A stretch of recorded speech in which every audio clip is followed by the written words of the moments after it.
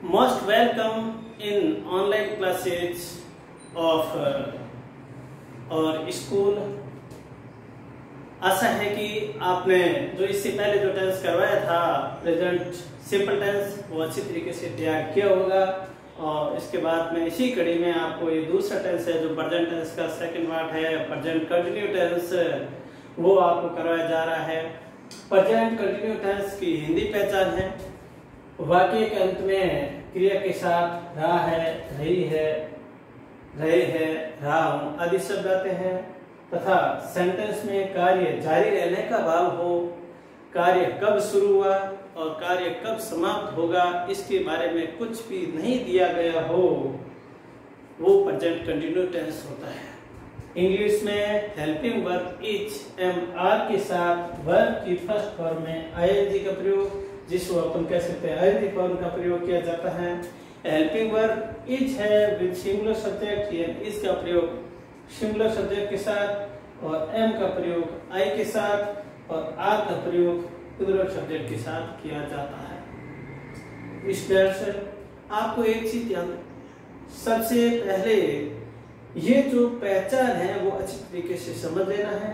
English में किस प्रकार से क्रिया का रूप आता है वो भी देख लेना है, क्योंकि टेंसेज में केवल चेंजिंग होता है तो वो फॉर्म ऑफ द वर्ब यानी क्रिया के रूप में ही बदलाव होता है, चाहे हिंदी का सेंटेंस हो चाहे इंग्लिश का सेंटेंस हो। आपने देखा होगा कि प्रेजेंट सिंपल टेंस में रहा है, रही है, रहे हैं की जगह पे क्या था, ता है, ती है, ते है। और इंग्लिश में वर्ब की फर्स्ट फॉर्म में ऐसे यस या वर्ब की फर्स्ट फॉर्म प्रयोग होती थी प्रेजेंट सिंपल टेंस में, जबकि ये प्रेजेंट कंटिन्यू टेंस है। प्रेजेंट कंटिन्यू टेंस में इज एम आर के साथ वर्ब की फर्स्ट फॉर्म में आईएनजी लगता है। इन चीजों का आपको विशेष ध्यान रखना है। यानी मेरे कहने का मतलब है कि आपको टेंसों में कंपेयर करना है कि दोनों टेंसों में या जो भी जितने भी टेंस आपको करवाए जाएंगे उनमें कहाँ पे परिवर्तन है और क्या परिवर्तन है। जिस टाइम वो बात आपके दिमाग में अच्छी तरीके से बैठ जाएगी तो आपके लिए टेंस समझना और सीखना बिल्कुल आसान हो जाएगा। Helping verb, helping verb is with singular subject के लिए इज का प्रयोग एक वचन के साथ, एम आई एम का प्रयोग आई के साथ, आ विद प्लूरल सब्जेक्ट में आ का प्रयोग बहुवचन के साथ होता है। अब देखिए इस टेंस आपको ये जो सेंटेंस है बनाओगे इंग्लिश में तो किस प्रकार से आपको सेंटेंस की रचना करनी है, इन चीजों के बारे में आपको अभी मैं बता रहा हूँ। साधारण वाक्य में सबसे पहले आता है subject, subject plus is am या are plus ING form plus object. तो सबसे पहले सब्जेक्ट आता है, सब्जेक्ट के साथ में इज एम और आर आता है और उसके बाद में आईएनजी फॉर्म आती है और फिर ऑब्जेक्ट आता है। प्रश्नवाचक बनाना होता है तो आपको कुछ नहीं करना है, हेल्पिंग वर्ब को सबसे पहले लिख देना है। हेल्पिंग वर्ब आप सबसे पहले यानी सब्जेक्ट से पहले लिख देंगे तो ये इंटररोगेटिव बन जाएगा और बाकी एज इट इज रखना है। तो सबसे पहले आएगी इज एम और are plus subject plus ING form यानी वर्ब की first form I N G plus object. और इंटररोगेटिव सेंटेंस में साइन ऑफ इंटरोगेशन और क्वेश्चन मार्क लगाना नहीं बोलना है। नेगेटिव सेंटेंस में सबसे पहले सब्जेक्ट फिर is am are plus not plus is form plus object. ध्यान देने की बात यह है कि जो अफर्मेटिव सेंटेंस है यानी साधारण वाक्य है उसमें हेल्पिंग वर्ब के तुरंत बाद नॉट लगाने से, हेल्पिंग वर्ब के तुरंत बाद नॉट लगाने से ये सेंटेंस है वो नेगेटिव बन जाता है। अब अपन इनको एग्जांपल्स के माध्यम से समझते हैं। अब देखिए इस तरह से एग्जांपल फर्स्ट है, मैं आपको अंग्रेजी पढ़ा रहा हूं। इसमें क्या है, सबसे पहले आपको पता करना है क्रिया क्या है। क्रिया इसमें देखना पढ़ाना। क्रिया की पहचान अपन कैसे करते हैं, क्रिया की पहचान करने के लिए जैसे पढ़ना, उठना, बैठना, सोना, जगना, हंसना, रोना, खाना, पीना, हंसना, खेलना, जाना, आना, देखना, सुनना, ये सब है वो कूदना, ये सब क्रिया में आती है। सब क्रिया में इसमें क्या खासियत थी, क्रिया के अंत में हमेशा ना लगता है। सामान्य रूप में क्रिया के अंत में ना लगता है, लेकिन उसकी क्रिया के रूप को बदलते हैं तभी वो एक नए टेंस का रूप लेते हैं। जैसे इस प्रेजेंट कंटिन्यू टेंस में क्रिया के अंत में आपको पता है क्या लगा रहे हैं, रहा है। तो जैसे पढ़ा ना, तो पढ़ा ना को अपन इसके आगे जोड़ देंगे पढ़ा रहा है, तो पढ़ा रहा है, तो ये क्या हो गया, प्रेजेंट कंटिन्यूअस टेंस हो गया है। पढ़ा रहा है ये क्रिया का रूप है और पढ़ना है वो क्रिया है। और अब देखिए क्रिया का आपने पता कर लिया, अब सेंटेंस को स्टार्ट करते हैं। तो सबसे पहले आपको पता करना है कि इसमें सब्जेक्ट क्या है। सब्जेक्ट की पहचान आप कैसे करेंगे? सब्जेक्ट की पहचान करने के लिए सब्जेक्ट वो चीज होती है, यानी सब्जेक्ट है कार्य को करने वाला। आपको पढ़ाने का कार्य कौन कर रहा है, क्रिया के आधार पे आपको सब्जेक्ट की पहचान करनी है। पढ़ाने का कार्य कौन कर रहा है, यानी पढ़ाने का कार्य मैं कर रहा हूँ, मैं आपको अंग्रेजी पढ़ा रहा हूँ, आपको अंग्रेजी मैं पढ़ा रहा हूँ, इसलिए इसमें सब्जेक्ट क्या हो गया, मैं हो गया। और मैं को इंग्लिश में कहते हैं आई। अब देखिए आपको सब्जेक्ट का पता चल गया है कि मैं है, मैं को आई कहते हैं, आई आ गया है।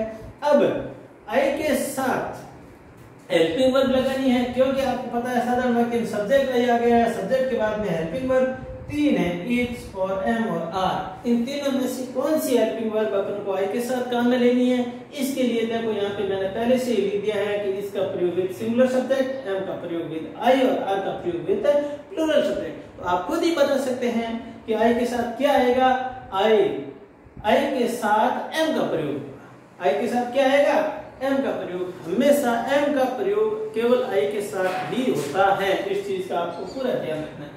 आई एम वर्ब के फर्स्ट फॉर्म में आईएनजी फॉर्म लगेगी, तो टीच पढ़ाना को कहते हैं टीच, और पढ़ना को कहते हैं रीड, और पढ़ाना को कहते हैं टीच। यहाँ पे पढ़ाना है तो पढ़ा रहा है, तो पढ़ाना को कहते हैं टीच। तो टीच में आईएनजी होगा तो टीचिंग, तो आई एम टीचिंग। जो मेन सेंटेंस है ये 90% सेंटेंस है आई एम टीचिंग है, इससे बन जाता है आई एम टीचिंग। ये इतना अगर आपने सही कर लिया है, यानी आपने 90% सेंटेंस को सही कर लिया है। अब देखिए आई एम टीचिंग, ऑब्जेक्ट का पता करना। मैं पढ़ा रहा हूं, लेकिन मैं किसको पढ़ा रहा हूं? मैं है ये, मैं कर्म क्या कर रहा हूं? मैं आपको पढ़ा रहा हूं। और कर्म क्या है? इंग्लिश पढ़ा रहा हूं। मैं पढ़ा रहा हूं और इंग्लिश पढ़ा रहा हूं, तो इसका मतलब ये दोनों है ऑब्जेक्ट है। आपको भी ऑब्जेक्ट है और अंग्रेजी भी क्या है, ऑब्जेक्ट है। अब देखिए आपके ये दो ऑब्जेक्ट है, दोनों ऑब्जेक्ट की पहचान मैंने आपको पता है प्रेजेंट सिंपल टेंस जब करवाया उस समय मैंने सब्जेक्ट के बारे में बताया था, यानी सब्जेक्ट के प्रकार और पहचान के बारे में, और वर्ब के बारे में भी बताया था। तो अब मैं आपको बता देता हूं कि इसमें ऑब्जेक्ट है दो प्रकार करते हैं ऑब्जेक्ट। एक तो डायरेक्ट ऑब्जेक्ट होता है और एक इनडायरेक्ट ऑब्जेक्ट होता है। डायरेक्ट ऑब्जेक्ट का मतलब वस्तु भी होता है। ऑब्जेक्ट का जो ऐसे शाब्दिक अर्थ है वो वस्तु होता है। तो एक सीधी वस्तु होती है या कोई कार्य होता है, तो उसको वस्तु या कार्य है तो उसको तो कहते हैं डायरेक्ट ऑब्जेक्ट। तो अंग्रेजी है वो है डायरेक्ट ऑब्जेक्ट। और इनडायरेक्ट ऑब्जेक्ट क्या है, यानी पर्सन है, आदमी है। जैसे मैं आपको पढ़ा रहा हूँ, आप है ना, आप इनडायरेक्ट ऑब्जेक्ट हो, यानी आपको मैं पढ़ा रहा हूँ। और अंग्रेजी है वो डायरेक्ट ऑब्जेक्ट है। तो इसमें ध्यान क्या रखना है, इंग्लिश सेंटेंस में इनडायरेक्ट ऑब्जेक्ट सबसे पहले और डायरेक्ट ऑब्जेक्ट है उसके बाद में लिखते हैं। अपन डायरेक्ट ऑब्जेक्ट को अगर पहले लिख देते हैं और इनडायरेक्ट को बाद में लिखते हैं तो इनडायरेक्ट से पहले टू लगाना होता है। और अगर अपन इनडायरेक्ट को पहले लिख देते हैं और डायरेक्ट को बाद में लिखते हैं तो उसमें टू वगैरह लगाने की जरूरत नहीं रहती है। इन चीजों का आपको विशेष ध्यान रखना है, क्योंकि इनके क्रम का भी विशेष ध्यान रखना होता है ताकि आपके सेंटेंस की शुद्धता है वो बनी रहे। तो आई एम टीचिंग, देखो सबसे पहले आपको पता है इनडायरेक्ट ऑब्जेक्ट आता है। अगर दो ऑब्जेक्ट दिए गए हैं डायरेक्ट और इनडायरेक्ट, तो इनडायरेक्ट ऑब्जेक्ट अपन पहले लेंगे। I am teaching you English, मैं आपको अंग्रेजी पढ़ा रहा हूं। अब देखिए इस सेंटेंस को अपन इंटेरोगेटिव और नेगेटिव में किस प्रकार से बदलेंगे, ये चीजें अपन जानते हैं। देखो मैं आपको अंग्रेजी पढ़ा रहा हूं, इसको इंटेरोगेटिव में बदल देता हूं वापस पहले, या पहले नेगेटिव वाला कर देते हैं। नेगेटिव बदलने के लिए क्या करेंगे, नकारात्मक में मैं आपको अंग्रेजी नहीं पढ़ा रहा, मैं आपको अंग्रेजी नहीं पढ़ा रहा हूं। तो नहीं पढ़ा रहा हूं यानी ये नहीं आते ही इस पूरे सेंटेंस में आपने क्या किया, सिर्फ नहीं लगाया। या ऐसे भी कह सकते हैं मैं आपको अंग्रेजी पढ़ा नहीं रहा, लेकिन ये सब से यही रहता है, मैं आपको अंग्रेजी नहीं पढ़ा रहा हूँ। और इंग्लिश में क्या करना है, जैसे मैंने ये लिखे है उससे मैं आपको बताया कि हेल्पिंग वर्ब के जस्ट बाद में क्या करना है, नॉट लगाना है। यहाँ पे देखिए सेंटेंस में हेल्पिंग वर्ब ये रही और इसके जस्ट बाद में नॉट लगा दो तो ये इंग्लिश का सेंटेंस सीधा किस में बदल जाएगा, नेगेटिव बदल जाएगा, नकारात्मक।